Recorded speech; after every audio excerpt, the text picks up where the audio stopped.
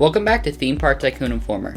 Today we will be doing a tips and tricks video, but before we continue, scroll down and click that like button, subscribe button, and bell icon so you'll always be informed. Today our topic is proximity sensors, and essentially a quick guide on what they're used for and how to use them. The proximity sensor is a pretty advanced item for sequencing in the game, but I'm hoping to break it down for you guys as much as possible.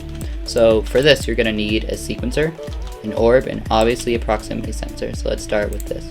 The first thing that you're going to find is a green box. This is the range of your proximity sensor.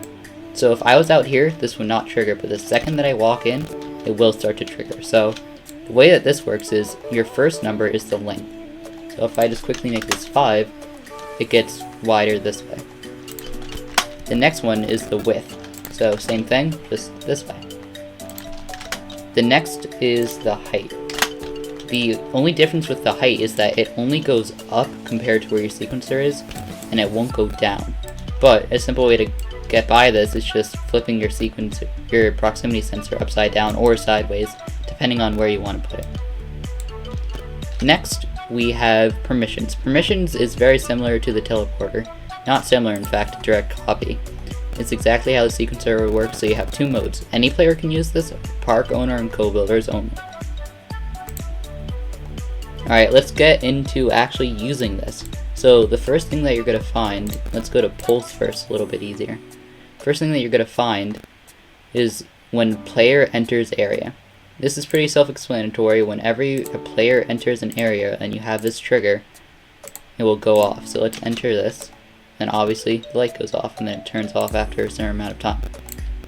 When a player exits the area, obviously again pretty self-explanatory.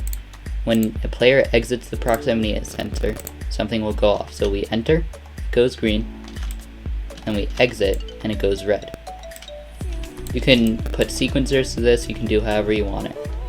Let's go to continuous now. Continuous works the same with the first one and the last one.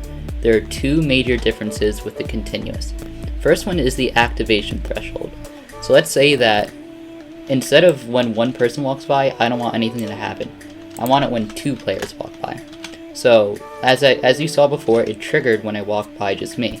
Now that I have it set to 2 players, when I walk by, it does not go off. I would need 2 players to enter the area for it to go off. Highest you can go is 6. Let's put it back down to 1. And then the other main difference, and this is why it's called continuous, is when you put this, it will continuously go on, whatever you set it as. So let's say that I want it to always be yellow when I'm in the area. I walk in, it turns green, then it turns yellow, and it will stay yellow until I exit the area. So let's say that I exit now, and now we'll go back red. Let's say that now I want to do a sequencer, and I want a sequencer to repeat. This is pretty simple too. So let's add our cooldown to 1. Let's add our sequencer. I already have something pre-made in the sequencers, changing colors. And you can see my sequence is currently only 1 second. Same with my cooldown. My cooldown is also only 1 second. So I'm going to step in here, the green light's going to go off, and then my colors are going to change. This is because the cooldown is 1 second, and so is my sequence. So it's going to repeat every 1 second. Let's say that I want it longer than that. I would make the cooldown 2 seconds. And now you can see it's 2 seconds. The highest that it can go is 60 seconds, so not the longest, but you can add several proximity sensors to help. Appearance is pretty simple. You only have 2 different things that you can change, the outside and the inside. Anyway, I really hope this helped, and I look forward to making more episodes like this. See you guys later!